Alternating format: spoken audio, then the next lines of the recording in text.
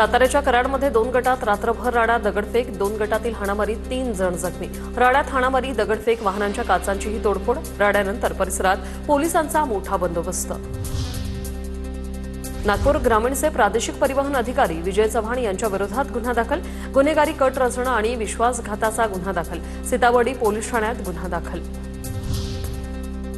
छत्रपती संभाजीनगरात मृतांच्या अंत्यविधी पावतीसाठी 500ची लाच घेणाऱ्याला अटक। सिडकोमध्ये जन्म मृत्यू विभागात एसीबीची कारवाई।